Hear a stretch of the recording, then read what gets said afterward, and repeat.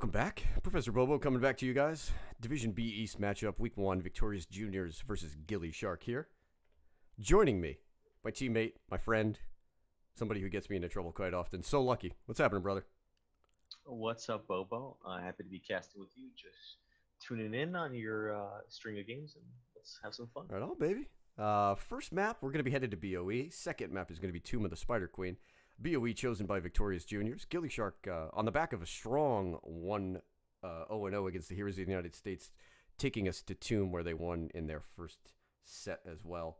Dragonshire and Braxis, I Don't Want to Be Here, have already been banned. As we go ahead and we'll take a look at the rosters real quick. Strong performances from Koenig and Stark in the first game from gillyShark. I really like what I saw of this team. Looking good. These guys were part of a highlight there article. You can catch it on the website. I don't remember who chucked that one up. That might have been Tempest. Did a nice little piece on gillyShark. As we go ahead and take a look at previous matches, Victorious Juniors fell earlier in the week to Winston Churchill Manatees. And just a reminder, gillyShark with the win over the Heroes of the United States. A couple of changes coming through in the midweek balance patch. Lucky, I know we've been talking about this. Anything you are watching out for as we are about to move into draft? The balance. So I think the balance patch it's very recent. So we don't have a whole lot of data on specific nerfs. But I think especially with the Phoenix, it is noticeable. You've seen it. You've seen in HGC too. Phoenix doesn't have a positive win rate, I believe, right now. Tracer's got nerfs to her health pool, her health regen, and damage. So there's not a whole lot of data, but I think right now it's noticeable the nerfs to the assassins at least. I didn't catch all the nerfs, but yeah. I think the big one as we move into BOE, just a couple of heroes to highlight before we shift into draft here. Keep an eye out on Hanzo. The level 4 talent nerf. While it's still a strong talent, he may be at the top of the race charts.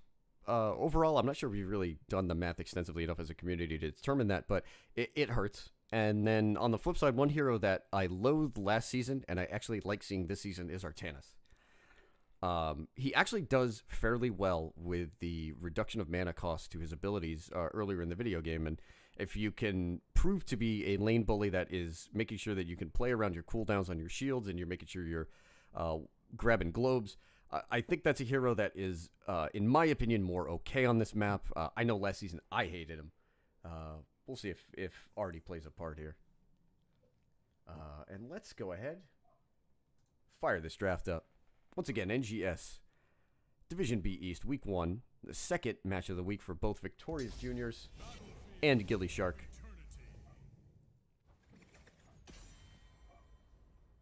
And here we go. Not sure what to expect here. I do have to just really quickly, gillyShark rocking the Brightwing Carbots in lobby. You've got to get one game. You can't not play it. I don't know if this is the spot. Medivh band coming out here very quickly from the Shacks. Is there anything that you're looking for? Anything that you like to see specifically on this map in drafts? Given that it's BOE, I like seeing the early offlaner tank rotate, especially if you've got those 3 early picks. Set yourself up on the front line to back up whatever it is you want to do, whether you want to be on the attack or whether you're looking to sort of defend. Again, it's tough. Like you said, given the Phoenix and the Hanzo nerfs. Yeah, you don't exactly know where they stand, how strong they are, but Hanzo first pick for the Team Gilly. Yeah, gillyShark. It leaves a little bit of room, a little bit of wiggle room for some of those sort of subpar racers. It's not going to be like all of a sudden you pivot and now Vala, becomes the first pick on BOE yet again. It just it just gives you a little bit more leeway at specific spots of the Hanzo power spike. Yeah, he's not outclassing everyone by such a big margin now. Greymane Stukov, I think Greymane may beat Hanzo in the earlier part of the game now. Is that maybe the result of that level 4 talent nerf on Hanzo? Is it now back to Greymane as the primo racer? That's a good question. That is a good question that someone should do the math on, or we'll see maybe if the situation occurs in this match. And a quick mouthfeel Garrosh. Not bad. These teams looking confident in their picks so far. Like the Garrosh, and they picked up the Garrosh. So they went with the Hanzo for the burn, and then also Hanzo's one of those heroes that really kind of makes Garrosh a living hell, or he makes Garrosh's life a living hell because he just gets poked up by Hanzo. So they took that away. And with the Stukov pickup, Victorious Juniors can immediately move into the Malfurion ban. Pretty standard here. Nothing really jumping out. The high priority on Greymane really due to BOE. We know that he's sort of fallen off in the meta, but this is still certainly a great map for him. Not sure what I want to see on gillyShark side. They go for the Ganjo ban. They've left a lot of tanks open here. I think Diablo should play a part in this rotation. I don't know. What are you feeling, Lucky?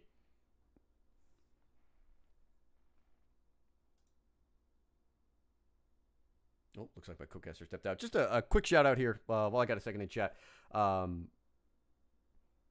Blinky, Math Magician, Womack, Mr. Lard, Joe Tuma, Zadok, Rain. Thank you for the follows, guys. As we continue the march to affiliate. Actually, not sure how many followers I'm up to right now. 44. 6 more to go. Victorious Juniors digging a little bit deeper into their timers here. These first couple of picks were real snappy. I don't think there was anything that we could argue was a misstep, but now we're starting to try to figure out where these teams want to pivot.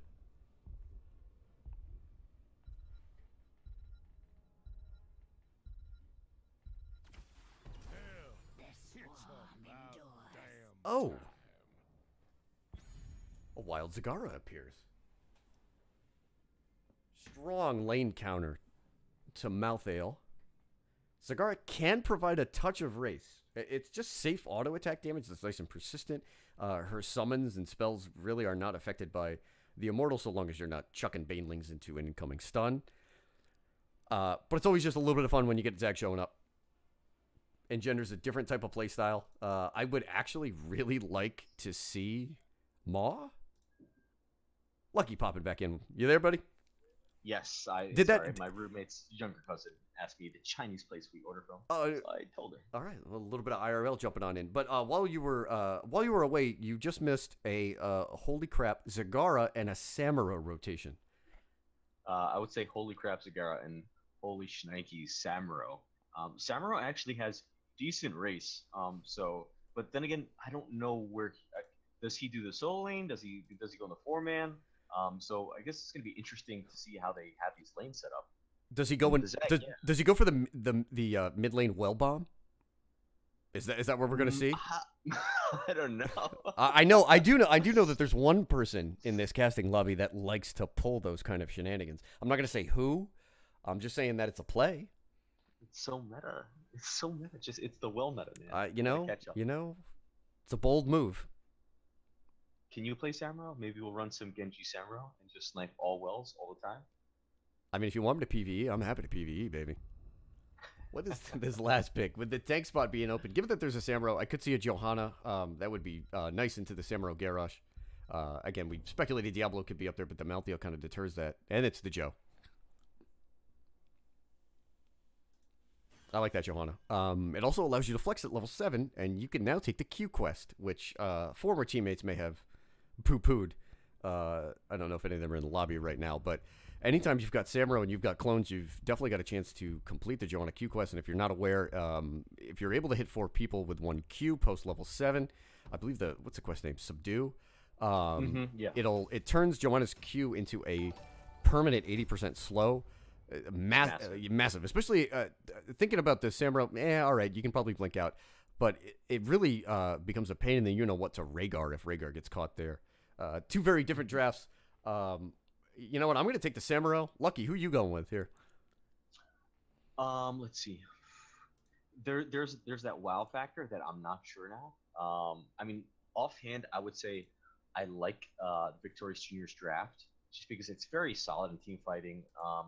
But the Samuro's that one factor where it's just like I have to see how this is going to play out. Yeah, it's player skill. You're jumping out with something like that, and when a hero like Samuro is not objectively strong in the meta, you've got to be able to get the most out of that kit. I really want to say the one thing that interests me is what is the Zagara heroic at 10, and how does that impact the match? But We've got a game underway. Starting off here for Victorious Juniors. Balalos will be playing the Stukov. Aisha I probably said that wrong, but we're just going to go with it for now. Is on the Tychus. Tanzer will be playing the Johanna. Cheese is going to be on the Greymane. And the Rude Queen herself, Zagara, will be played by J-Mac. On the right side, gillyShark. We got Koenig on the Garrosh leading the way. Our regular player is Kaimo Tripson. Darkstorm on the Hanzo. We have Stark on that. Samuro. See, I never see this hero, so I don't even know. You don't see it so often. What is this hero? I don't even know the name. I played this beta, but I don't know that. And we have our Malphil, played by Mr. Lard. Looks like a little bit of the expected sort of unorthodox lane matchup so far. The Samuro jumping in the top lane here. Keeping an eye out on Stark as he's maybe thinking about jumping in. Infest on Zagara. Malphil having a terrible time. He's going to have a poor time. Solid play by J-Mac there. He's going to win that trade out. Meanwhile, bot lane right now. Stalemate. Tough to push into the Garrosh. He's got the Hanzo to back him up, and Rhaegar ready to shark around. Maybe get a little puppy bite here to confirm a kill or two. Here's the pivot. It is. Yeah. As we see the Greymane move up. And I think they did a good job. I mean, even with the 3v4, that Victorious Juniors didn't really push in. They can't push in, so they swap out the lanes a bit. Have the doggo head top. Good play by Cheese here. Just Malthael sticking around far too long. The Malthael and the Samuro just looking to try to pick up a kill on an overstep from the Zagara and winds up playing against him. As Cheese on the Greymane moves up, picks up first blood here for Victorious Juniors. And you see the Samuro. The Samuro factor is now kicking in. We have the Samuro taking the siege camp, and we'll see what happens, what the Samuro does after this camp.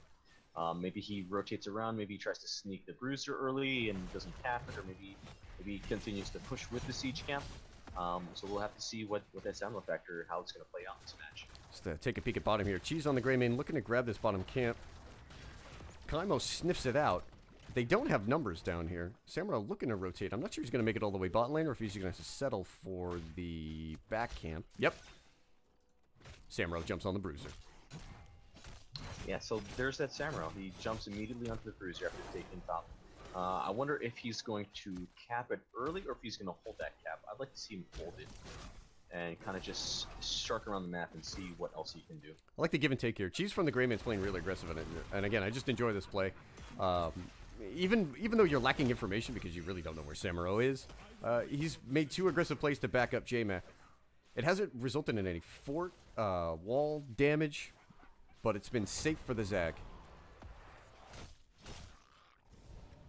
Stark with the pickup. Bottom camp will be picked up here by Victorious Juniors. Both teams just about even in XP as we move into level 4s. We do have W build for Hanzo, like we talked about. Is it still strong? Is it going to lose out to that Greymane? Yeah, look, we're going to find out. Let's see. Stacks on the Hanzo. How deep is he into it? Okay, so he's got 7 stacks. Not bad. Not bad. And, I mean, good chunk from Samuro. So, early in this game, with that extra kill picked up on Malthael, we see Victorious Juniors sort of stuck, pinned back because of the Samuro Merc ability. And despite getting that first blood, and despite having a little bit of an XP lead, they are down hard in race, looking to get the invade here as Tychus and Johanna push in. We can see minigun being used on Tychus. I don't believe Johanna's going to have enough to get to condemn the unstoppable pop. She's going in, picks up his 2nd kill. Wow. The burn with the Samuro and the you know what? I think that's a lot of burn. I think that's going to be an issue for our Victorious Juniors all game. And they're gonna have to stop free burn. They can't let gillyShark free burn because you see how quickly, and this is Hanzo not even stacked. You know what I mean? So you have Hanzo early game just with the Samuro crushing Immortal. And it's good defense here with Johanna. Zagara actually is probably in the early game, in my opinion, a stronger defensive hero than offensive one. She's so hard to get to, unless you have a high mobility Genji or a Tracer or something like that. She's just able to pump out summons and spells and really do a number on you. We see Stark here going for the invade on the solo Greymane. Is he going to chase? Wind walks out. Garrosh going down on the flip side. Tychus doing a lot of work. Balalos has been working that choke point with the lurking arm. Darkstorm staying alive. I think he needs to go down quickly here. Ooh, the Immortal's so low. 496 health points. Does Stark get it? No, he does not. He's gonna back out. Is this gonna be grabbed by Victorious? 244. They're gonna need 2 autos from anybody. Ooh, okay, and the Malthael trait. Wow. So fun bit of a fight there. Shout out to Balalos there. The lurking arms being used in that choke point. Not a lot of ways in, and gillyShark really just sort of trying to knock down the front door. They don't have too much mobility to get around on the flank there. Maybe use the Samurai a little bit more to try to get on that Stukov going into the next fights. However, they have a low shield Immortal pushing on bot lane. Yeah, I would have liked to had the Samurai just fully commit to finishing that Immortal, especially when gillyShark had numbers. Because you saw him kind of harass the Greenie, but didn't do much. The Greenie didn't really like get killed off his Immortal burn. It's going to take a little while for this map to open up. We've seen the lurking arms just effectively zone out gillyShark on multiple occasions. You're going to need a little bit more quest stacking from the Hanzo. You're going to need some heroics. It's tough for Garrus to just kind of walk through and bully. Again, I'd keep an eye on Stark here. Finds himself a Greymane. Can we get the Garrus lockdown? There's the throw. The Rhaegar slow. Misses the stun. And the chase is on. Oh, that lurking arm. Greymane does eventually go down, but Darkstorm had to jump over the wall to get it. I'm not sure he can get out here. The chase being provided by Tanzo. Does he have to condemn? The fray by Koenig. Oh my god, and the grenade from Tychus almost finished 67 hit points left. Love to see Can we just take a minute to appreciate Koenig there? Well played, sir. Great into the fray. With our level 7s being picked up, we've got Hanzo, full W build. Actually, almost finished. That's 15 stacks on simple geometry. Not bad. Tychus, working well on dash. He's got 14 globes popped. The interesting one to keep an eye on, vigorous reuptake taken at level 4 by Stukov. Only 9 stacks so far. He's going to have to start getting those big spreads. Wise in Duelist screaming. Let's see. We just got it at level 7. Let's see. I guess he wants more Immortal burn and damage overall. So he's got 0 stacks. So Raymond hopefully looking to put some stacks on his. Just a quick note on what Cheese was doing. He made 2 moves from bottom lane to top lane, and post Immortal phase he looked to make the same move. It was picked up on by gillyShark, and then that Garrus store reset Poison stacks. But with the Greymane changes, Lucky, you're the Greymane player right now. What are you feeling right now with that 1 through 7 on Greymane? So 1 through 7 on Greymane, I think 1 is flexible. I know people like to go viciousness. I personally like to go cooldown reduction on his inner beast. Kaimo might get stunned out here. Condemn goes off. There's the slow, but Rhaegar winds up getting out of there. Koenig, he's got his Indomitable. He should be able to power through this, but the Tychus pressure is going to be a lot of damage. Again, we're in the same spot where gillyShark needs to move off of this choke point and wind up moving around. They're just providing an easy spot for Johanna and Stukov to work. There's Stark with a little bit of flank. Ooh, Tanzer gets chunked out. Backing up, and it looks like they're going to play off Stukov's cooldowns. They're starting to get it. Like I said, you can see the Rhaegar moving around. Keep an eye on Koenig. Once the Garrosh commits to the flank, it's going to be an all-in. Yeah, he's looking for it. He's really looking for it. Oh, he backs out after the Q. 10's not available. Neither team has a camp pushing. The lanes are just evened out right now. Johanna doing great zoning. Johanna just won in on the Garrosh, the Hanzo, and someone else, 1v3, and just walks back for Stukov cooldowns and heals back up to almost 60% health. It is a blind build, however, on Johanna. Like I said, I was hoping for Subdue. Blinds certainly makes just a touch of sense. Not just Greymane, but Samuro, Malthael, and Hanzo would all be affected by that. Even Rhaegar, too. Now, both teams backing off. Looks like both teams can smell level 10. The halftime show kicked off by gillyShark. 10's popping and go for the throat. Massive shove. Odin. And we got a Maw. Maw, Blessed Shield. We have a Maw. There you go. I like it. I 100% think it was the right move. Whether you're ahead or behind. They can't, well, you see that they can't trade, so they have to take fights. They have to force these fights because they're getting on this Immortal phase. They're getting poked out. The Hanzo's poking, Malthael's throwing his shade, and then Samuro's coming in to get as many auto attacks as he can. So you have to take this fight. Camp looking to be cleaned up here by Victorious. 4-1 in terms of kills, but they're in danger of losing these first 2 Immortals. Koenig taking a little bit of damage. Lurking Armor is going to go on cooldown here. Looking for the Greymane kill. Not too much to go in. Last Rites, Ancestral. Dragon Arrow.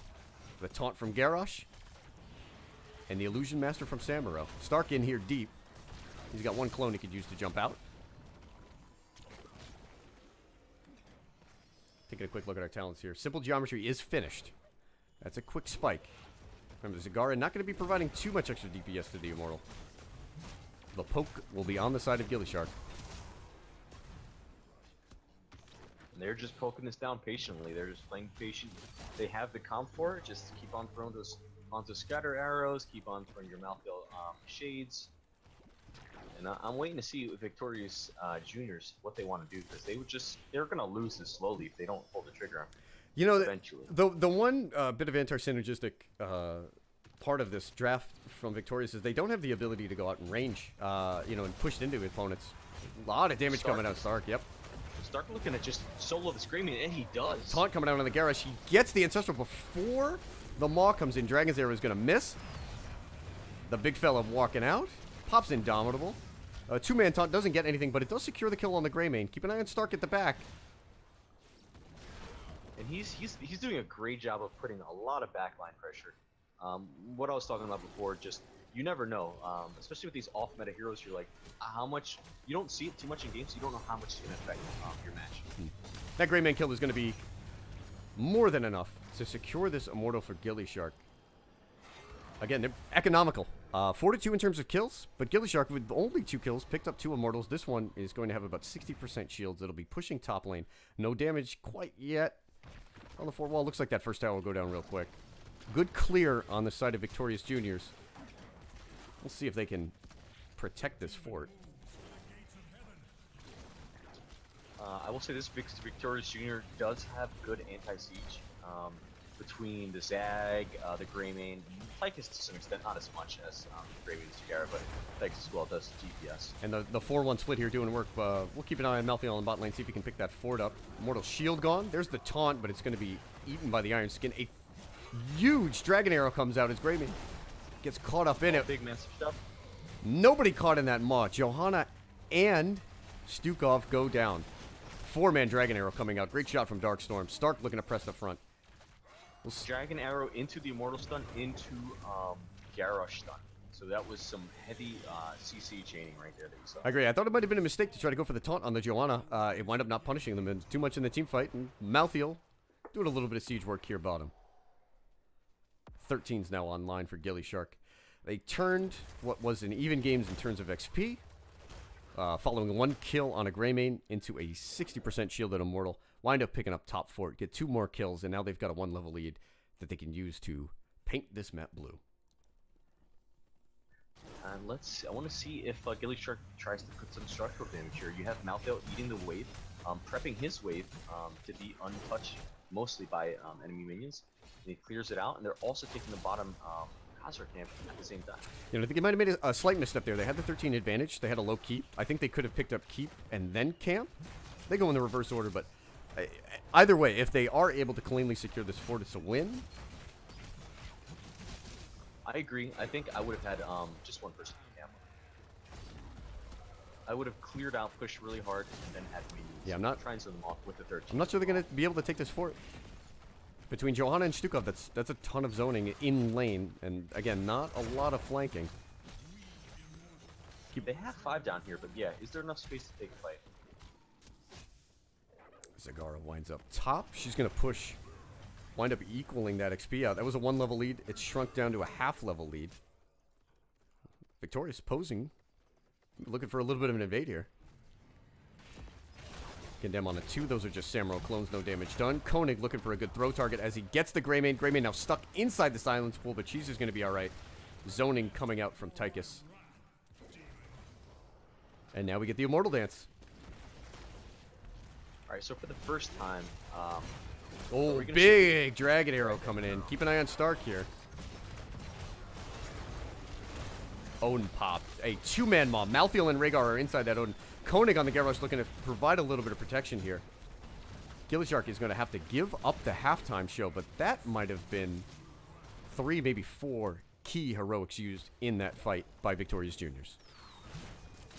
Yeah, they committed, because you know what? I think sometimes you kind of have to switch it up, and it looks like they're going to go full burn, and they are going to get zoned off Keep an eye out. by this team. Last rights. gillyShark going in. Tychus goes down. Johanna will be next. Johanna goes down. Good Ancestral start by the Rhaegar. Shout out to Kaimo. Low mana, but enough to get the Ancestral off, and now gillyShark will D up. See how much damage that they can put down on this Immortal. They've yet to move Hanzo back. I think they might be just going for the full D here.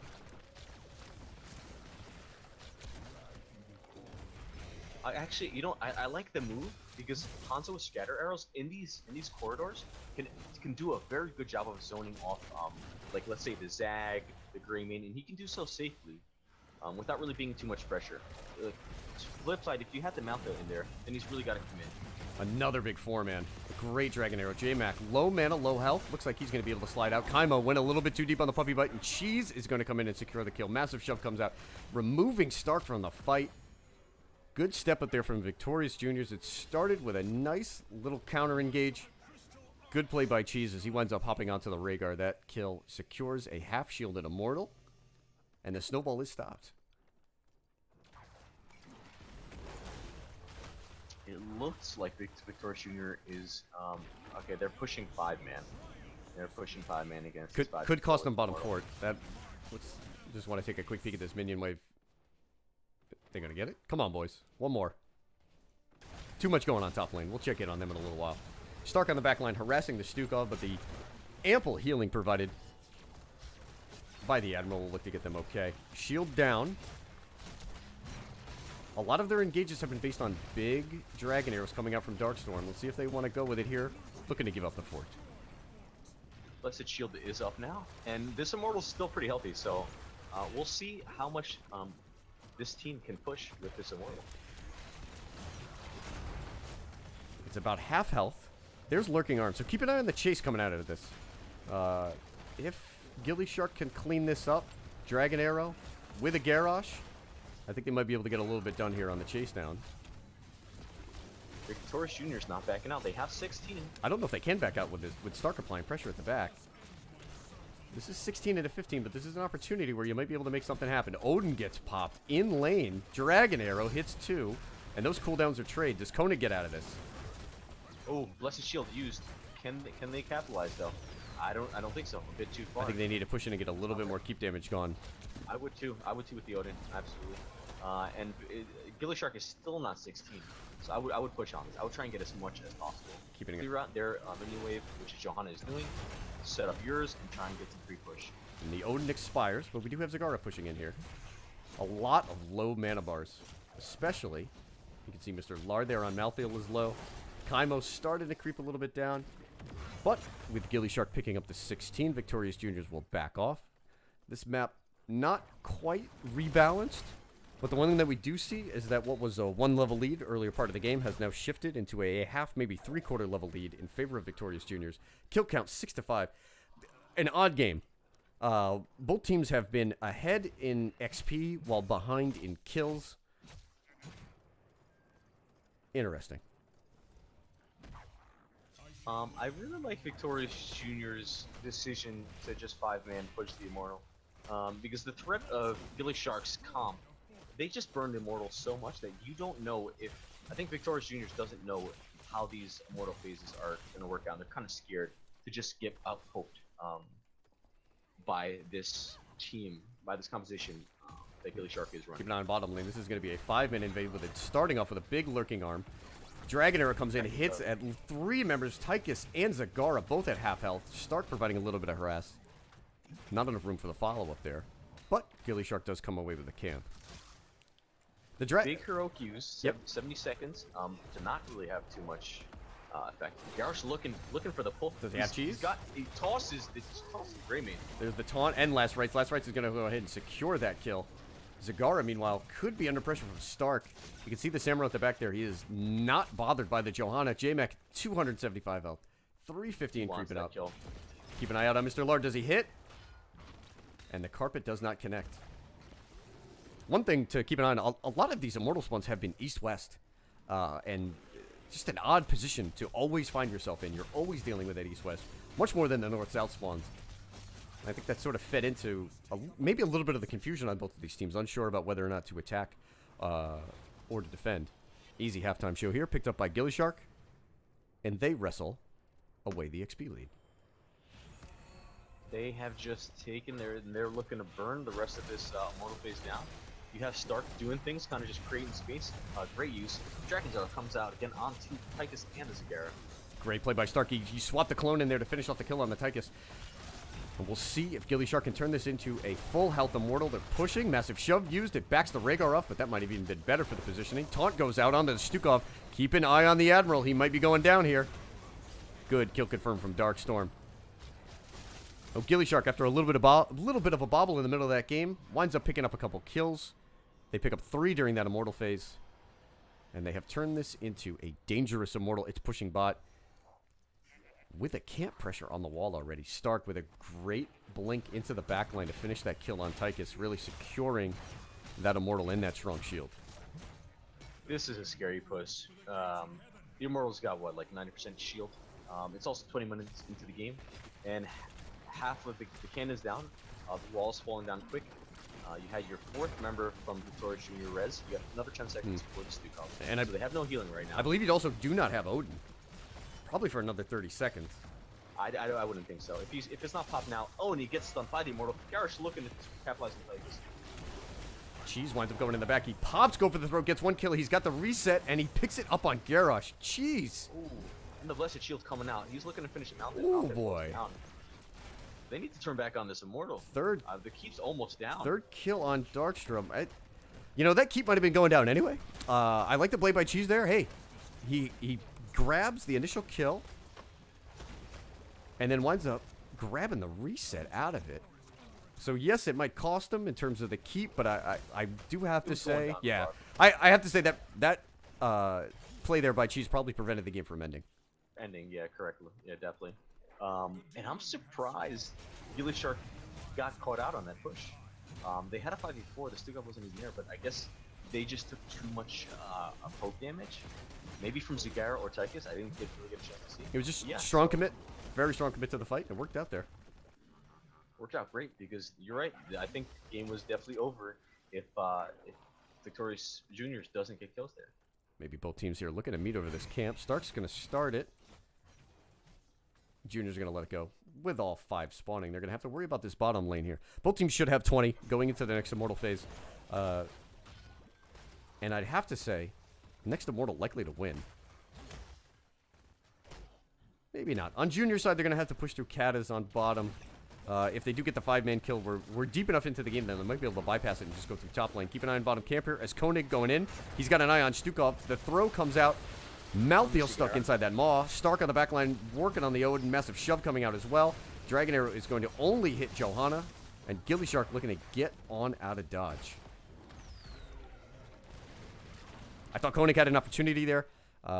Very, very nice play coming out there. I believe that's Tanzer on the Johanna. He wound up eating the throw for the Greymane. Got to turn that fight a little topsy-turvy. 20 seconds into our Immortal phase. I'm really surprised. I saw the Zagara get taunted. I'm really surprised the Zagara didn't die. So good job not dying down heroic counters. Victorious Junior sticking in it. Stark looking to make a play. That camp is going to be capped, but that is not the objective. Cheese all the way at the back down to 600 health. We've got Storm Shield being popped. A great massive shove is going to push Rhaegar away. Stukov is stuck. It does not matter. Johanna on the taunt. She'll be able to pop the indestructible, but Garrosh is in a load of trouble. Last Rites nearly gets Johanna, but there goes Cheese. Close. Trade of kills. 1 for 1. Yeah, Garrosh for Stukov. It's going to punish gillyShark a little bit.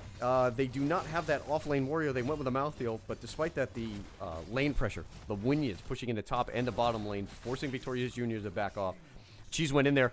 I thought he might have been able to get the double kill on the Greymane again. Not able to, and that's going to cost halftime as gillyShark looking to pick up another high shield Immortal. Yeah, gillyShark's already done a lot of work. And now there's, what, 2-3 Katas on the bottom lane? Uh, Victorious Junior has to do something quick. They need to take a fight and or clear, or they need to back. But they can't back because they're just going to lose the game if they do. I mean, they have choices here. I think being able to bomb through another fight would be the optimal play, but I go for the throats on cooldown. Yep. Ooh, look at that core coming down. It's 60. The 3 cat is doing work. 55. 55%. Stukov is back. He says, fuck it. Stukov just says, I gotta help my team out. This is going to be a full health immortal. I think this is going to wind up being game, even passively. Yeah, I think so. I think Victorious Junior has one thing they can do. They need to wipe the entire team and then take the immortal. And you know, heads up by Belalos, he did need to just sack whatever. The core's at 42%, but if gillyShark gets this, if they finish this immortal, it's over. Game is over. I almost would have liked to have seen Victorious just give this immortal up and just back and just be ready to R up. There's the Dragon's Arrow. It hits Cheese on the back line. Let's see if Stark can go in and pick the kill up. Wow, Cheese with a great jump trying to get over on the other side of the map and hit the Garrosh. Lacerate comes out and confirms that kill on Greymane. Stark is going to go ahead, use the Samurai close to try to pressure and confirm this immortal. Cheese with a good jump. He wound up shifting over onto the Garrosh with the Malthael. Again, cleaning that up. Odin popped. All of this probably delaying the inevitable. Victorious Juniors, they can hope to pick up a kill or two. Yeah, they have to. They have to pick up kills here. They absolutely have Malthael in trouble. Koenig low. Stark low. There's a lot of low health bars. Going, yeah. Oh man, look at these health bars. They are tiny. Earth Shield coming out there from Rhaegar, helping keep that Malthael alive. I'm surprised there's the tap, but it hasn't cost shield on the Immortal. The one thing it will be able to do is confirm that Greymane will be back alive. And Stark is just trying to snipe this Immortal. There's only 1,600 points of health on it. They have time. So he does back up. They have time. I think it would be critical here if they can actually just sit back and delay as long as possible just to get those minions pushed up. The side lanes have not been a concern at all, and with J-Mac moving into Devouring Maw instead of Nidus, it's tough for him to get the cleanup on the side lanes. And Stark does snipe it. Stark sniped the Immortal. Victorious Juniors, it's go time right now. They pretty much the only option you have now is to just wipe the enemy team past the Immortal. Try and take a fight. Good rotation here from gillyShark. Not bothering with the Immortal. Move into this side lane. You know the keep is down. That's a big condemn coming out. Lurking Arm goes down, but it's not going to confirm any kills. And now gillyShark can just sit back and let the Immortal push in the top lane. Again, the lack of engage. That is an issue between Johanna and Zagara. Those two picks, while they look good in the laning phase, they have not come together that well in terms of synergy.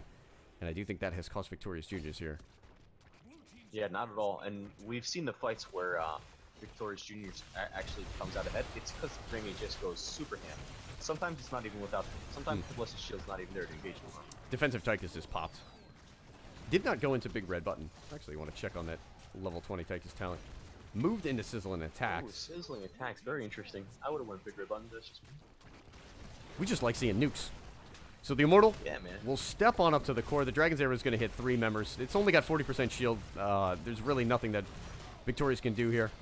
Hey, nice bit of maw. But it's not going to do enough to end that push. gillyShark claiming game 1. The standout there has got to be Stark on the Samuro. I really like what he did that game.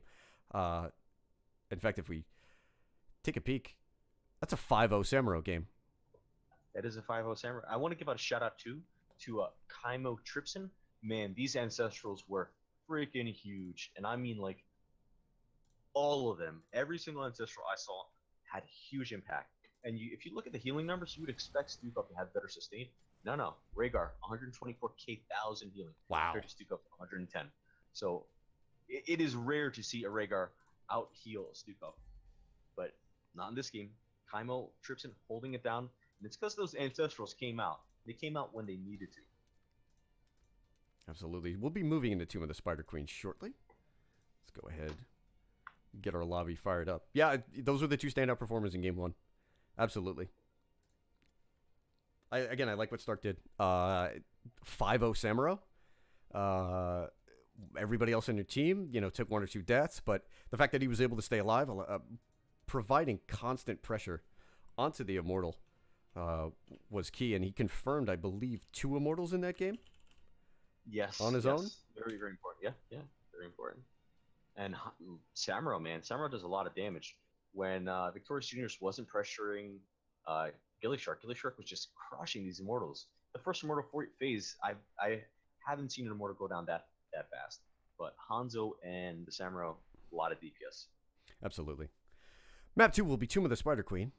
Just a little bit of Scouted gillyShark took this map off of her Heroes of the United States in their first matchup. Seems to be a little bit of a favorite here for the Gilly boys. Not a different map in many ways. I mean, we can expect the same amount of skirmishing over the objective. I think both teams drafted what they wanted in that first game. I mean, that was the one thing. We didn't get any participation coming out from the likes of Maiev. Again, we've got bans on Bediv. We don't see the Phoenix in there. The one question we had going into that match was what was going to be the efficacy of Hanzo, given the nerfs. However, I think Samuro more than made up for that. Yeah, I agree. I think, like you said, with the nerfs, he doesn't outclass as much, but then you have that second DPS burner. It is a lot. Malthal too adds from trait, So they have 3 heroes that are pretty strong at burning that immortal down. And for the opposite side on Victorious Juniors, you pretty much only had Greymane. And Zag helps a little bit, but not. It doesn't really DPS race as the other 3 heroes. And Cheese, he made quite a few plays. We do have to give a shout out to him there. I think part of the problem was that it's due to the Samuro and the camp pressure.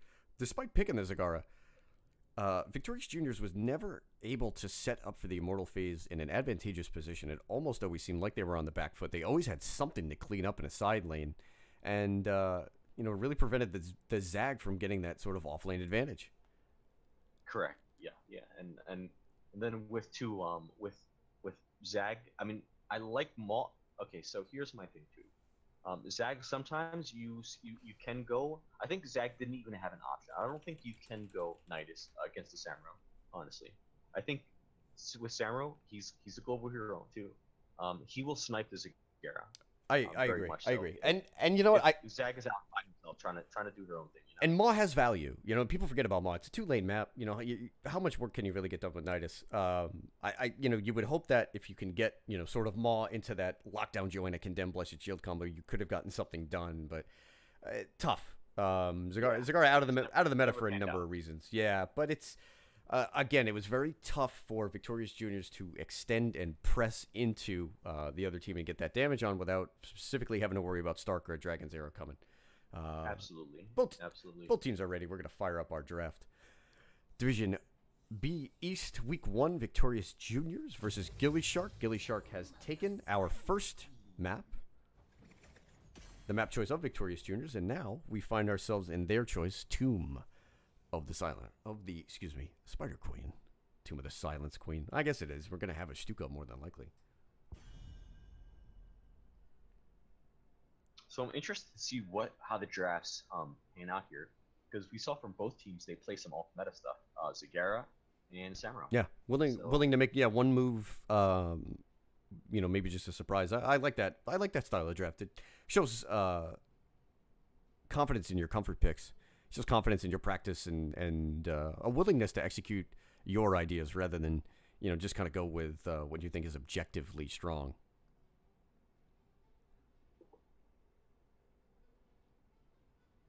See if we can get some different plays in here. I'd like to see a little bit more mage play. I'd like to see somebody let Phoenix go through. Hanzo ban. I don't think he's incredibly high priority on this map. Phoenix does make it through with a Medivh ban, but Darkstrom was able to hit quite a few big dragon arrows, even if they didn't connect on a follow-up. First pick Phoenix.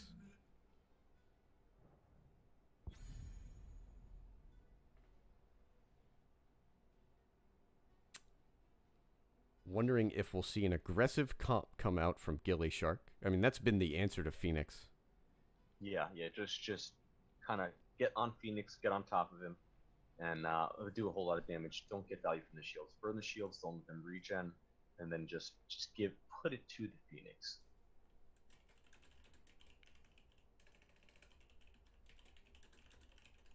Stuka Sonya. Sticking really with the meta there. Yeah, pretty standard picks. Stukov, good zone denial, zone control. CC, Sonya is just, top tier meta offlaner.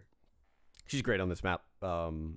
It's not just a strong presence there in the solo lane, but the fact that you can pop Wrath and you can just melt structures as well can give you a great snowball right in that middle of the game.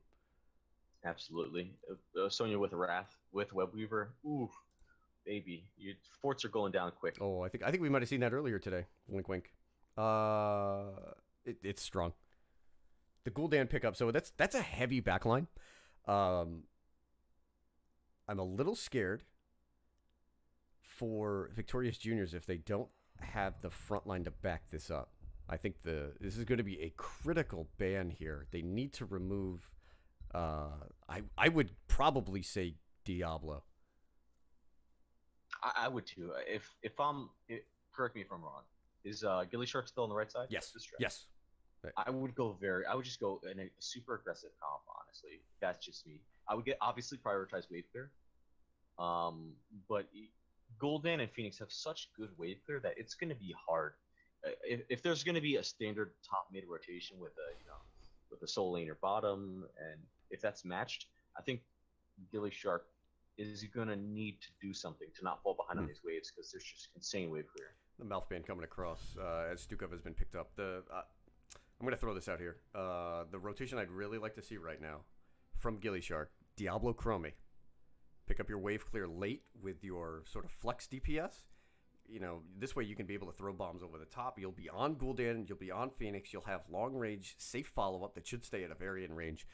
That would be the go-to for me here, and like I said, you could sort of flex that bottom pick. You might even be able to move into a Greymane or something like that, or a little bit better wave clear to help out on the front line. But with the Garrosh band, give me Diablo Chromie if you've got it. I definitely take the Diablo here. I think Diablo is a great pick, and Diablo is super meta. Why? Because he's a beast. He can pull the trigger, and this is a tank meta right now. Tanks make plays. He's the Lord of Terror. He is. El Diablo. But again, I would really like to see the Chromie. It's tough with Gul'dan. You never know when something from off screen is going to drop on your head. As well. Yeah, and with the Phoenix too.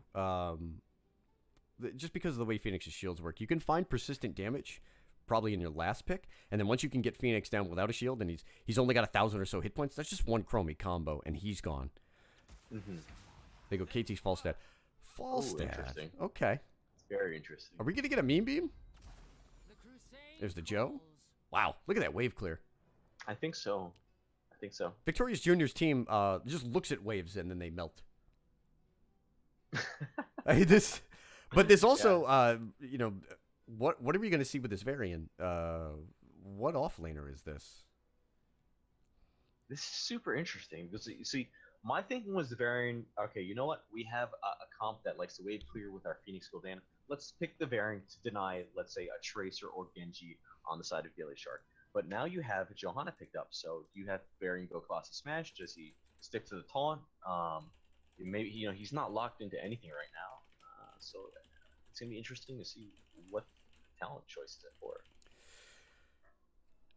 And the healer here, you see the damage from, Kel'Thas, Sonya, Falstad, it's good, so it got a little bit of burst. I think they're going to need some form of disengage. They go with the Oriole to pair with the Gul'dan. Not bad. I understand it. It actually leads me to believe that this variant might be going taunt, just so you even have a stronger bit of a front line. And Diablo's still on the board. I'm perplexed. The one thing that I'm perplexed about is going to be the solo lane for Victorious Junior. Because whoever's going to go down there is going to get absolutely bodied by Sonya. Variant, unless you pull out, you don't pull out a Twin Blaze variant.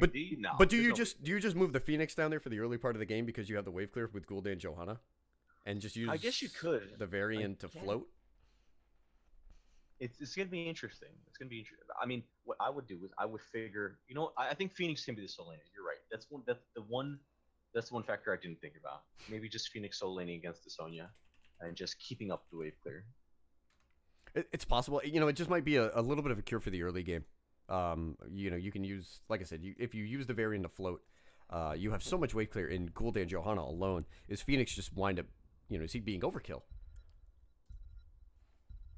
But we'll see. This is the second game of our second set of the day. We're working our way about the halfway point of the triple header. gillyShark taking a 1-0 lead on Victorious Juniors here into our second map. Division B East matchup. We'll see if Gilly can finish the week with 2 wins. So how do you feel about Oriole? Generally speaking. Me too. If this was the old Oriole, I would say, dude, solid comp. But Oriole's been nerfed into the ground many patches ago.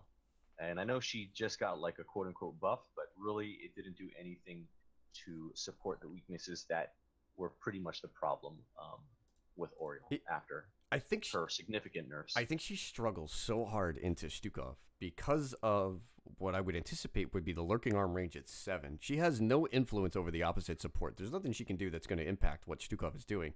And if she winds up getting caught in that lurking arm, you've got Anubarak and Sonya to dive. And again, I honestly would not be... Kael'thas as well. Yeah, I would not be surprised if this is a mean beam on the Falstad. I don't see why not. You could very easily pull it. What do you need the disengage for? Unless you're really looking for those strong isolation plays. Let's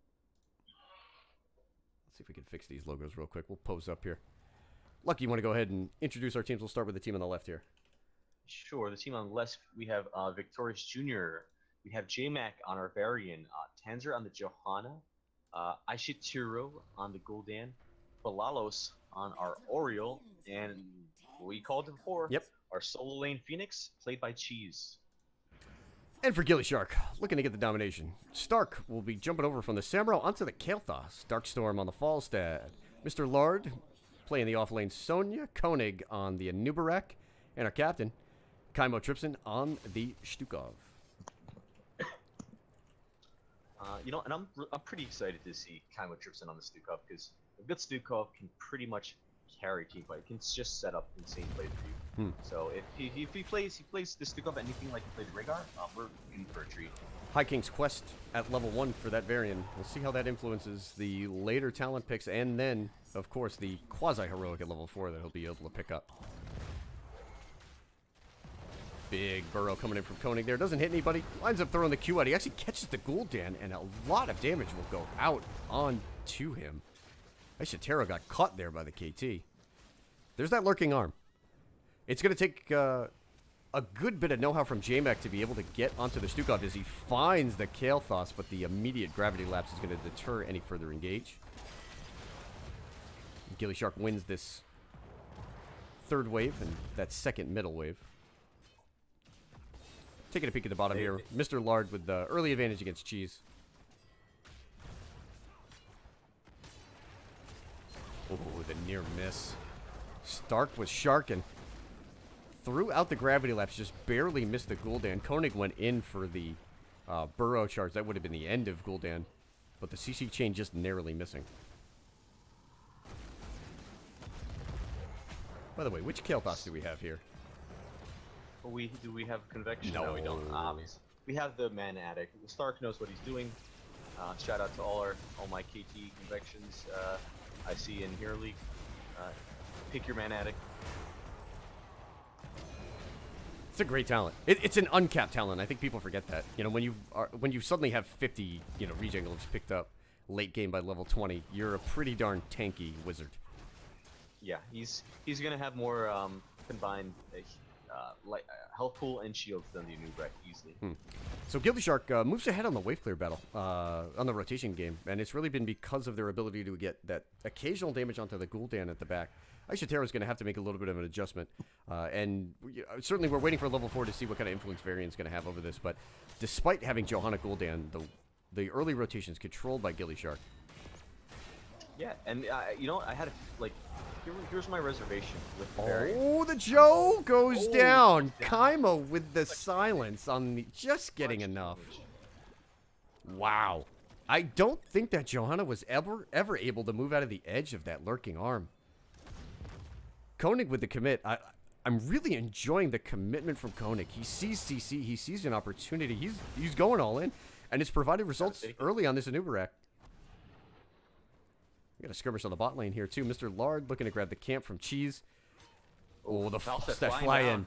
Forcing the warp out. That's going to secure bottom camp. And due to the gem count, I would really like to see gillyShark go hard here and try to see if they can pick up this early Webweaver phase.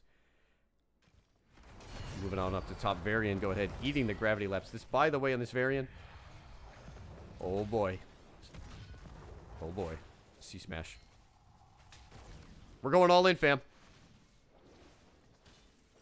We said that this comp lacked engage.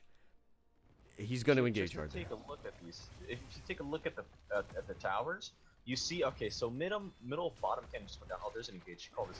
I'll let you call this one out. I don't think there's going to be too much of an engage. Tanger winds up getting the condemn on Sonya, but there's so much zone potential between Kaimo on that Stukov and Stark on that kill toss. It's going to be very tough for that force here.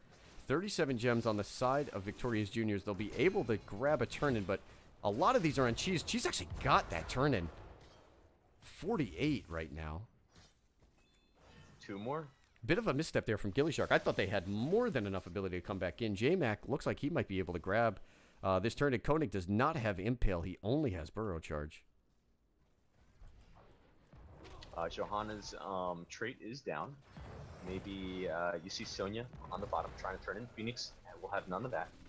Stops the turn-in. Level 7's coming online here. We'll see if gillyShark is able to make the commit here. They're going to have maybe about 1 wave before these are equal. Darkstorm with a huge fly-in. The CC chain being unleashed on the Cheese. Wow. Gravity lapse and the Sonya Spear. Just not quite enough, excuse me, to confirm the kill. Very close, yeah. Tanzer, if it was anyone but Phoenix, I think they'd go down. Ooh, Tanzer takes the weighted push. Good delay there from Kaimo Tripson. That was Poison Spear chosen on Sonya. No cheating there. Darkstorm's been making some aggressive flies. He evades the damage from the Colossus Smash, so that goes on to cooldown for 30 seconds. The Silence Pool coming up from Kaimo Tripson is J-Mac looking to get Stukov off of it. Blue winds up picking up their Webweavers. Anyways. But they've been under pressure for the entirety of this game. 1 kill going over to gillyShark thus far. Mr. Lard never able with that Sonya to get that turn-in. And so blue Webweavers are the first for Victorious Juniors as we see 4 men headed top.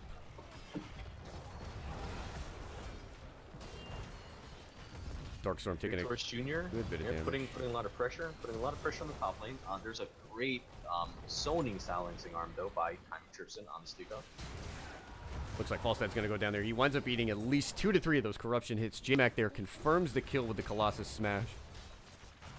So the Variant C-Smash pairing off. Koenig with the Burrow Charge in. That Silence Pool might prevent a little bit of a retreat. Start getting a little bit of damage on there, but not enough to deter Victorious Juniors. It looks like they'll be able to grab this top fort. I want to see them commit to this for sure.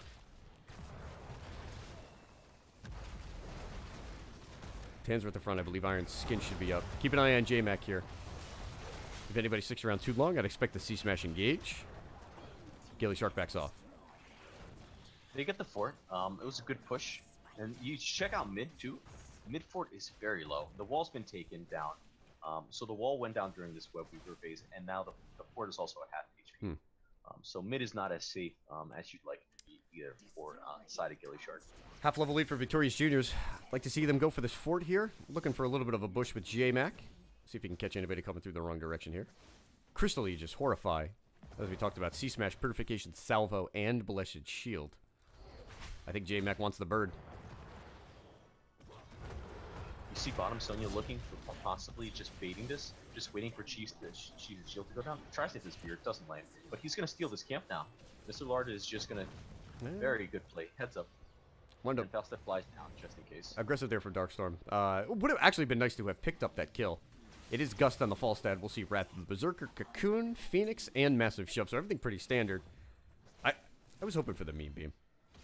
I don't think it would have been too much of a meme in this game. You've got a Nubarek, you've got the Silence Pool, and it looks like gillyShark found themselves a Phoenix. Bottom fort is going to be confirmed immediately. That's a huge 5-man commit. Should be a strong push. Yep. This should be at least a keep wall. Is gillyShark just... Are they going to go all the way? They're going to look to pressure the keep out? Not quite. I think... See, okay, so they're setting up the bushes. Sonya's trying to squeeze her badass in there. Oh, watch out for Tanzer on the Johanna. Spotted by Jojo. Is he going to be able to get that Iron Skin off? The Silence Bolt comes out. Horrify gets no value. Crystal Aegis being procced already. J-Mac under a big load of pressure. Both warriors in trouble. Big Horrify, but no results. And the bottom has been pushing the entire time. Half the wall does go down, like you said. The other half may go down. No. Close, but no cigar. Tough spot there. gillyShark wound up putting a lot of CC onto the Johanna, but I think the lurking arm just a little off, and it let her get that Iron Skin. And then also, again, J-Mac is at the front with this variant. He's either providing the engage or the counter engage in any spot, and he jumped onto the Stukov there. This is going to be a big 4v5. Okay, Stark winds up showing here. gillyShark has the gems for the next turn in. Now enough on the side of Victorious Juniors as J-Mac turns in 16.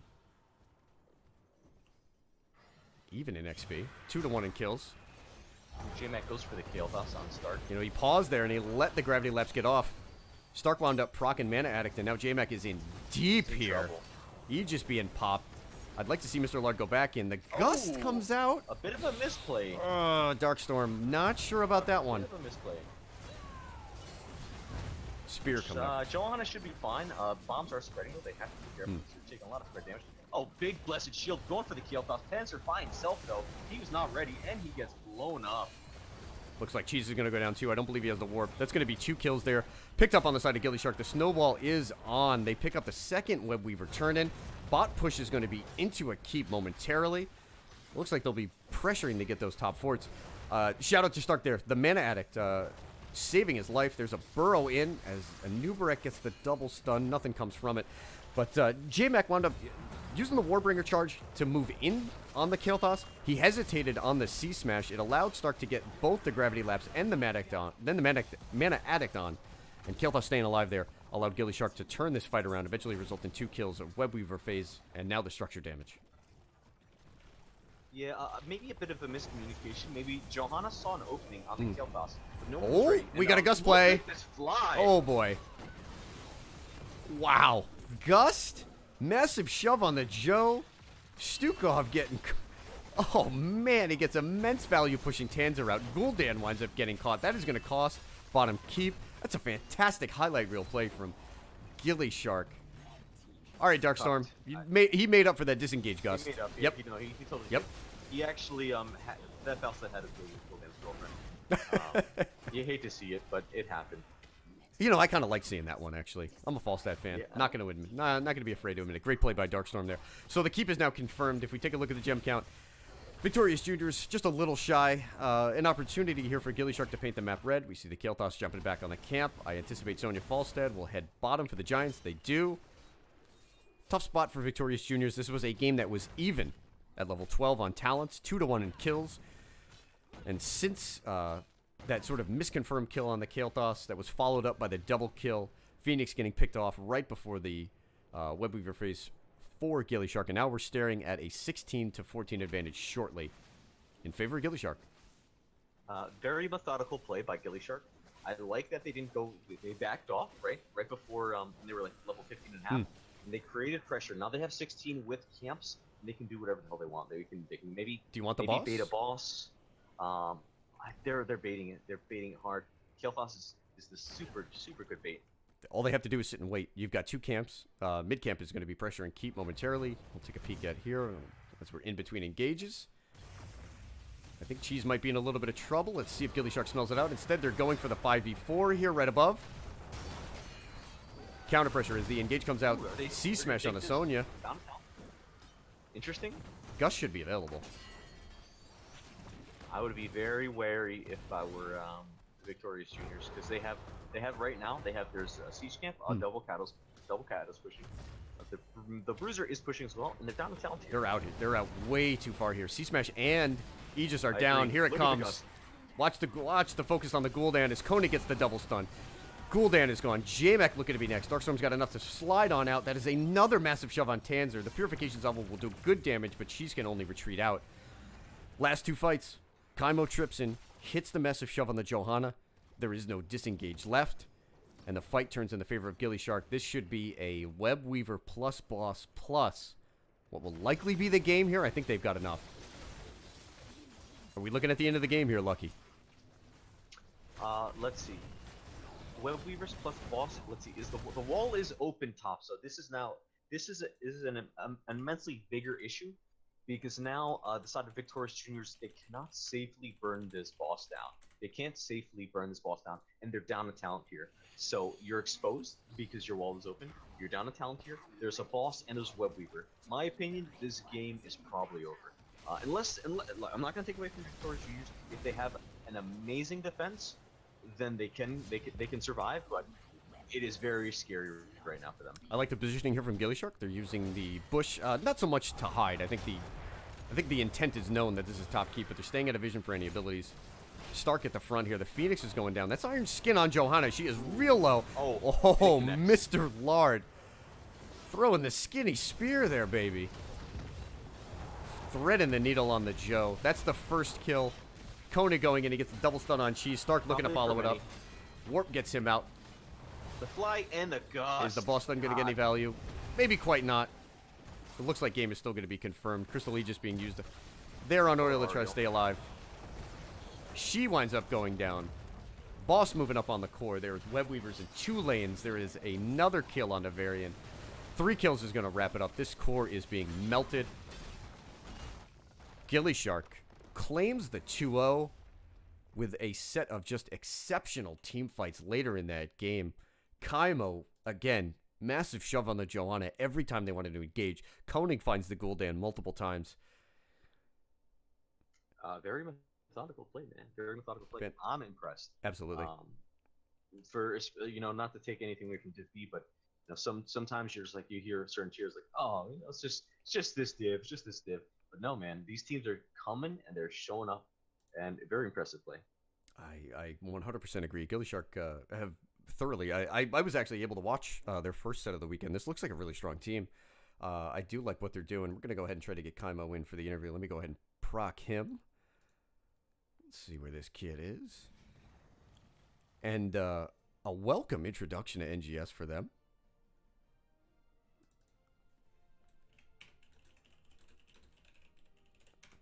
Shoutouts in that second game. Darkstorm and Kaimo, for sure.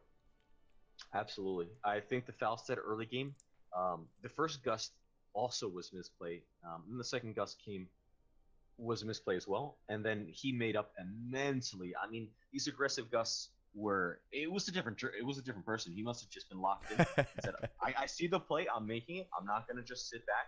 And that's really what you want to see from your Falstad player, right? You don't want to just great. Defensive gusts are great, but that kind of separates the good Falstads from the great Falstads. Being able to see the play, create the space, and set your team up for it. We don't want that NA Falstad. We want that Quacknix Falstad. Nah, we want that EU Falstad. And we got it. Come here, baby. Absolutely got it. Again, very well done in those team fights. Full credit to gillyShark. And Victorious Juniors, they had moments in both of those games.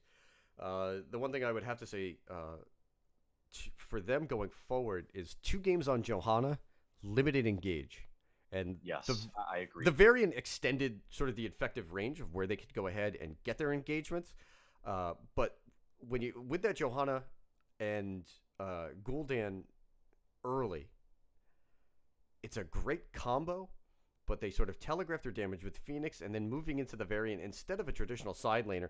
Even if you are going to lose that lane to Sonya, try to think about how your team fights are going to come together. I'm not sure exactly what hero was the answer, but I do think, again, if you're going to go into Johanna, you've got to be able to find a great secondary engage.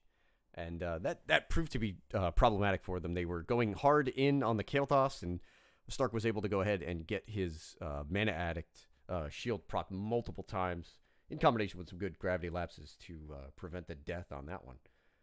I agree. I think I think the issue was with their lane setup. They kind of pigeonholed their 4-man, became very weak without the Phoenix wave clear, and then also you send Phoenix to try and fight off Sonya, Phoenix doesn't win. So now your 4-man loses the wave clear, and you're also losing in your solo lane matchup. And then the Fausted was a great pick. I mean, the rotations to bottom from the fly, Fausted came in and made sure that the siege camp was completely controlled. Bottom lane could not push out because there's a threat. And that extra wave clear with the Fausted on top of the KT, man, I mean, like, you just out rotate. You saw the structures taking damage just from the rotations. Yeah. All right, I'm here. There he Hello. is. Well played, sir, and congratulations. Thank you. Not just on the 2-0 in this game, but talk to us about how you've been feeling. With your team. This is your first season in NGS, your first week, and you go ahead. First week. Take 2 wins. Yeah. I mean, we were just trying to step into this and play the best we could, and still learn how everyone plays as a team. We have a couple of hero picks that work and a couple of maps that we like, and we're just going with what works. So it feels great to get the 2-2-0s in week 1, and we're gonna see how far we can go. Right on. First game. I think just a question. We want to talk about that Samuro. How much work have you guys put into it? Go through that, because it's very rare that we see Samuro.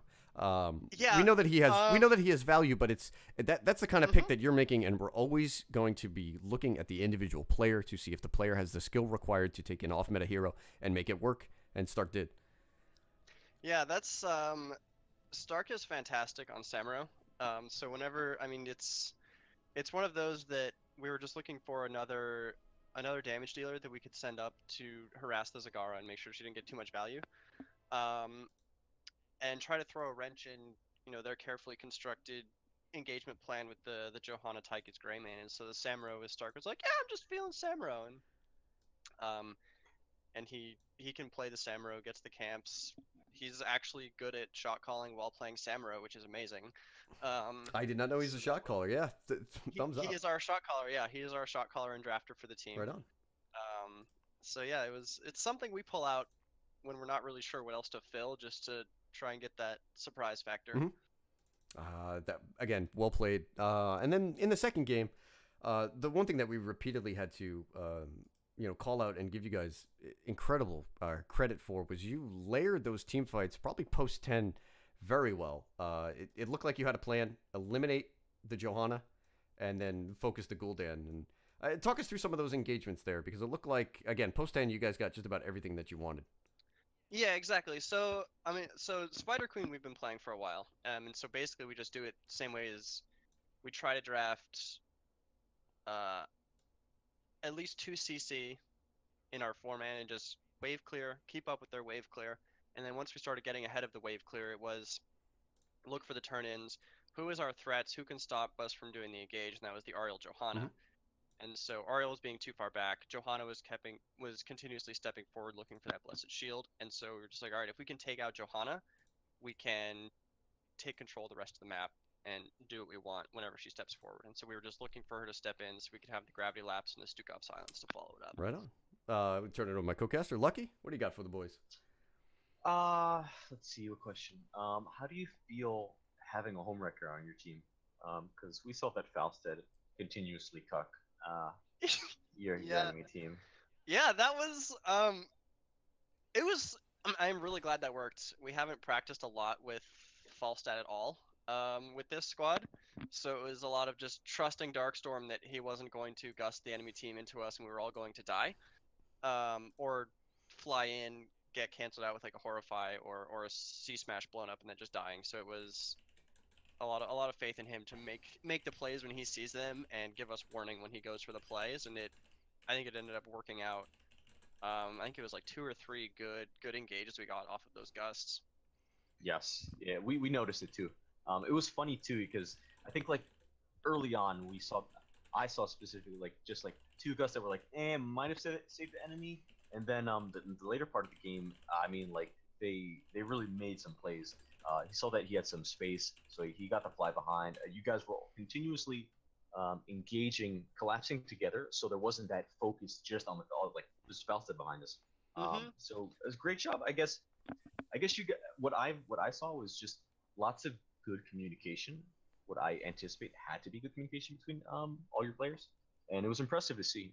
Very well done. Absolutely. Very well done. Yeah, you guys again really the one thing I always like to see when you can look at a number of team fights, are you getting the same sort of repeated actions? And that's what you guys got, and that really carried you in the second game. And I'm going to leave the floor to you. Where's the shout-outs? Yeah, so shout out to, I think, Darkstorm's dad is watching again. We have Hi, Dad. A couple of our friends from the JHU here's the dorm team, Solian and Kylaris, were turning in, showing up and watching. So it's good to have. My parents might have been watching as well too, or will be watching later. But it's good to have the support from the sidelines, cheering us on, helping us play better, and shout out to Gillyweed, of course, for bringing us all together as friends through her channel, and to you guys for the last minute casting. Oh, no problem. Thank you for moving around a little bit and help me keep the schedule intact. Yeah, it's fun. I appreciate it. It's fun getting our games casted. Right on, man. Hey, this is NGS. We have so many guys, so many casters, and so many hopefuls as well that will just pick up games. And with the influx of just a massive influx of the number of teams, it's always good to make sure that everybody gets a shot and is shown. And you guys have stepped up in those 2 games. We're keeping an eye on you guys on that Div B West. Thank you. We're gonna keep trying to bring it. All right. Hey, again, best of luck. Hopefully, we'll catch you guys soon. gillyShark with the 2-0 and 2 wins in their first week here in NGS. All right. So that's going to do it for this game. I'm going to need to take a little 15-minute break, recalibrate all of the things, get the OBS set up. I have one more game left in my triple header. We'll be moving into Division C with Psycho Swarm versus Rush B. I want to thank my buddy So Lucky for joining me here for this game. Absolutely. Thank you, Bobo, for having me. It was a blast. And definitely keep an eye out for this guy over here. This guy, Bobo, is a pretty decent caster. And, just keep on doing his stuff. He's got some pretty good stuff in his bag, Cheers, my man. I appreciate it. Like I said, we'll be back in. All right, take care, brother. Yep, we'll be back in 15 minutes, guys. Again, I appreciate it. One more match coming at you. Shout out to gillyShark and Victorious Juniors for jumping in and help me out. Helping keep this triple header going. We'll be back real soon.